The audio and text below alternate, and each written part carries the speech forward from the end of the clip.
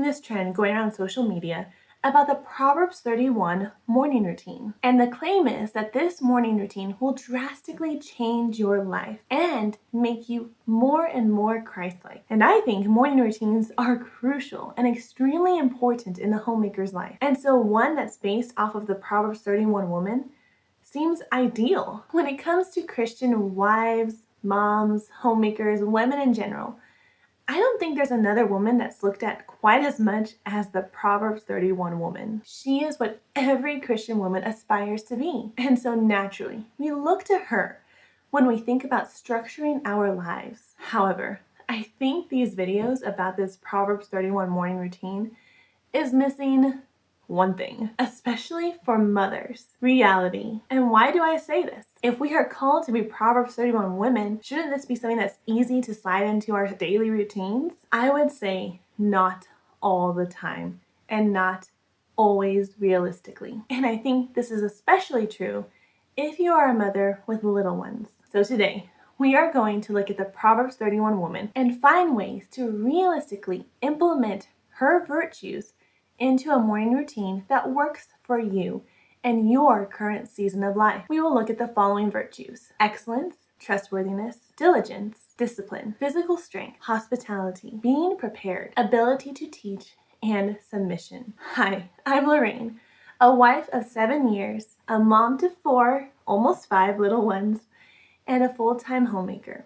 But most of all, I am a Christian who seeks to live my life in a way that glorifies the Lord. Here on my channel, I want to encourage you, along with myself, to be more biblically feminine in practical ways around the home. If this sounds like something that interests you, I would love for you to like, comment, subscribe, and share this video so that we can encourage other women on their Christian journey as well. The first virtue we are going to look at is excellence. And we see this immediately in verse 10. An excellent wife who can find? For her worth is far above pearls. What does it mean to be excellent? Well, the definition I have come up with after studying Proverbs 31 many times throughout my life is it means you do all that you can to the best of your ability in that moment. And I say it this way because excellence looks differently for each of us in different seasons of life. What excellence looked like for me as a single woman living in a 1-bedroom apartment looks way different for me now that I'm in a 4-bedroom home with 4 little ones. And so I would use this virtue to establish the boundaries of your morning routine. What does excellence look like for you in your current season? Are you a new mom who is newly postpartum and you're up multiple times during the night? Are you a mom of little ones and they are finally sleeping through the night, for the most part?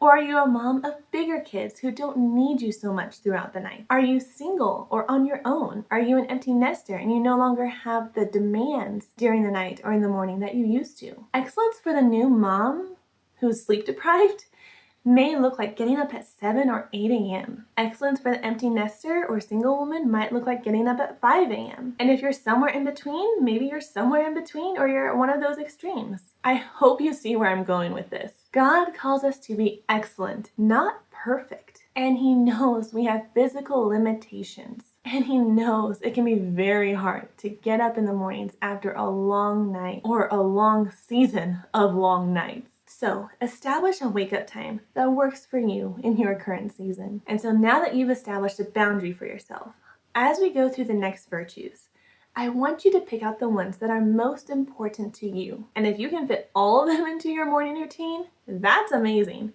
And if not, that's amazing too. And then you'll put those virtues into a list of highest priority to lowest priority. And then you will block out your morning and put your highest priority in the first slot and slowly work through those priorities so that the one that's the least important to you is the one that you tackle last. Because sometimes something will happen and you don't get to the last one or 2 or 3 things that you need to do in the morning. But if your most important priorities are the first things you address in the morning, I think you'll have a much more peaceful, calm, productive, God-glorifying day. The next virtue is trustworthiness. And we see this in verses 11 through 12. The heart of her husband trusts in her, and he will have no lack of gain. She deals bountifully with him for good and not evil all the days of her life. The Proverbs 31 woman makes sure that everything she does benefits her husband or at least doesn't harm him in any way. What are things you can, should, or need to do in the mornings to help and support your husband? Do you make breakfast for him? Pack his lunch, pack some snacks, make his coffee, make sure all of his items that he needs to carry to the car are right next to the door so that he doesn't have to run around looking for them. Maybe your husband just wants you to spend time praying for him in the mornings, and he would glorify God in his workday. Whatever it is, find a way to bless your husband in the morning. The next virtue is diligence, and we see this in verses 13 through 14. She searches for wool and flax and works with her hands in delight. She is like merchant ships. She brings her food from afar. This woman is committed to clothing and feeding her family. It is a high priority for her, and she will do whatever she needs to in order to achieve this. And so what does this look like for you in the mornings? How do you prepare clothing and food for your family? This could be something as simple as preparing overnight oats for your husband so that all he has to do is grab that jar on his way out the door and he is set with a nourishing, satiating meal. This can mean preparing eggs and toast for your children or your husband in the morning. Or maybe it's as easy as making sure your family has clean dishes so they're able to pour themselves their own cereal and milk. When it comes to clothing, do you lay out your children's clothing? Do you lay out your husband's clothing? Do you iron it in the morning? Or do you lay it out the night before? Sometimes our morning routines actually start the night before. And I think we see this in this virtue. The next virtue is discipline. Verse 15. And she rises while it is still night and gives food to her household and a portion to her young women. This woman is the opposite of lazy. Now I know some women are more wired to be morning people and some really struggle in the mornings. I would encourage you to do what you can to be disciplined in getting up at a time that works for you. But I would also encourage you to push that time as much as you can based off of the season you are in. So if you're comfortable right now waking up at 8 a.m. and you know that you should probably be waking up at 7 just to get things on the right track for the day, set your alarm for 7:45. Don't set it for 7 right away. Set it at 7:45 and start there. And then slowly work that time back to 7 o'clock. And if you already get up early at 5:30 or so and you want extra time, start pushing that boundary a little. Again, if you don't need to, don't do it. But if you can and you need to, go for it. Be disciplined in getting up on time and then do what you can to push that discipline as much as you can and as far as you should. Now we will look at physical strength. Verse 17, she girds herself with strength and makes her arms strong. Now, in the Proverbs 31 woman's world, I don't think she needed to set aside a time to work out at a gym. I think her normal daily routines were so physically demanding that this physical strength just happened. However, nowadays, praise the Lord, we have so many modern conveniences that help us out with our homemaking, but we lack that aggressive physical demands of our homemaking task. And so we have to work at gaining strength in our arms and our bodies. We have to be intentional about growing our strength. So pick out a workout regimen that works for you. If you need to, start out small. Maybe you are postpartum. Maybe you haven't worked out in years. Start at a doable amount of working out and slowly build. If you can dedicate 30 minutes 5 days a week to working out, if you can only dedicate 5 to 10 minutes of just stretching and doing some simple calisthenics, do that. Do anything to get the ball rolling. I guarantee you will feel so much better moving your body, getting your blood pumping, and gaining that physical strength. And now we see the virtue of hospitality in verse 20. She extends her hand to the poor, and she stretches out her hands to the needy. What are things you can or need to do in the mornings to prepare to be hospitable? Here are some quick ideas I came up with for you. The first one is pray for the needy, and pray for opportunities to show hospitality.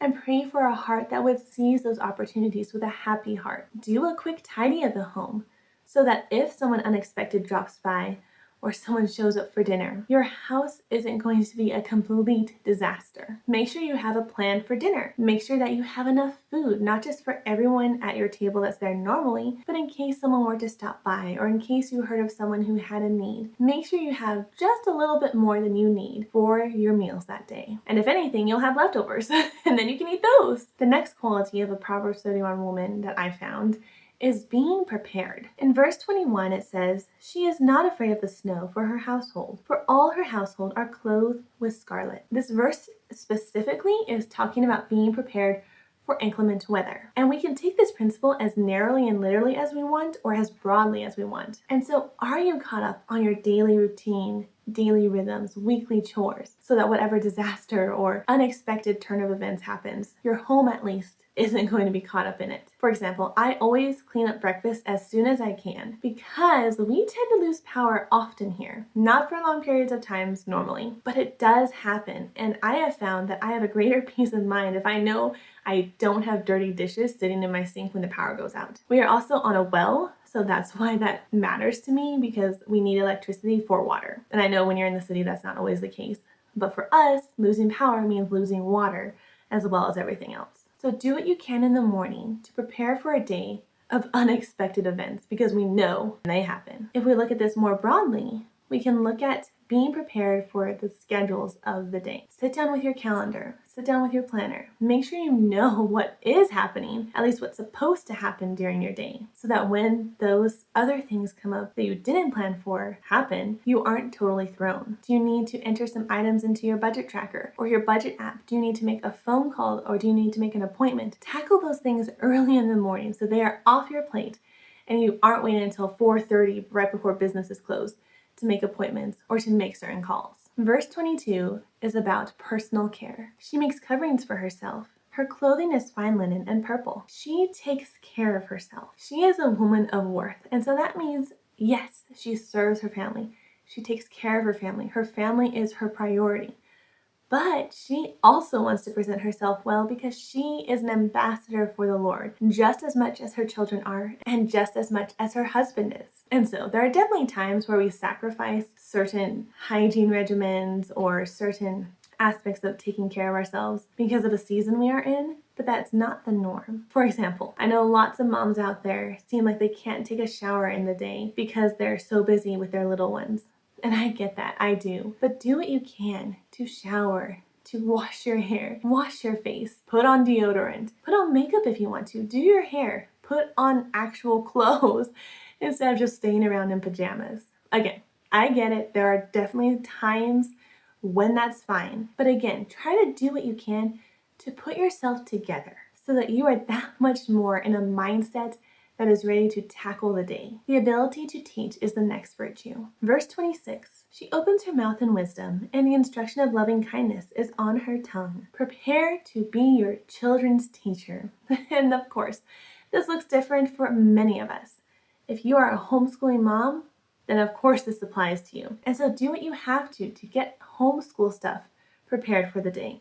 Gather your materials. Make sure the space is clean for homeschooling to start. Do whatever you need to do to make sure you're ready to teach your children. If your children go to public school, this looks completely different. I would encourage you to sit down and prepare a small devotional with your kids before they head out to school. My mom tried to always read a passage of scripture with us, even if it meant we read it in the car on the way to school. Do what you can to be that influential voice in your children's head about things of the Lord. Our last and final virtue is that of submission. Verse 30, charm is deceitful and beauty is vain, but a woman who fears Yahweh, she shall be praised. Most importantly, the Proverbs 31 woman dedicates her life as an act of worship to her Savior. She daily submits herself to her Lord. So, spend time in the Word, spend time in prayer, spend time journaling, or spend time singing worship songs. This is the most important aspect to your day. And I want to encourage you, if you can't do this before your children wake up, do it whenever you can.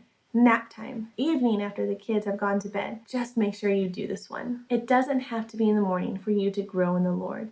Is it helpful? Of course it is. So if you can, make this your first and highest priority for your morning routine so that you don't have to worry about trying to squeeze it in somewhere else. But like I said, doing it at any point of the day is better than not doing it at all. Now that we have gone through all of the Proverbs 31 virtues that are pertinent to this video, I want you to be as lofty as you can as you schedule and look at your morning routine. If you think you can handle tackling 4 of these virtues in the morning, write 5 down.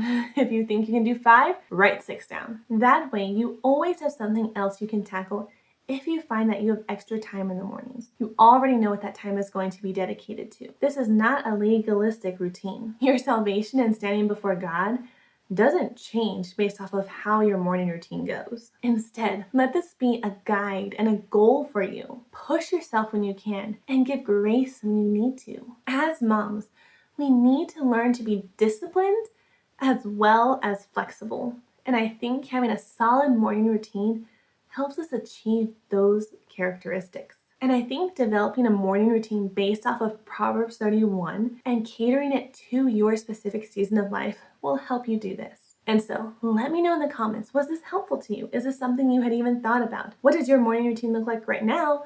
And are you looking to change it? Let's be an encouragement to each other. So until next time, be blessed.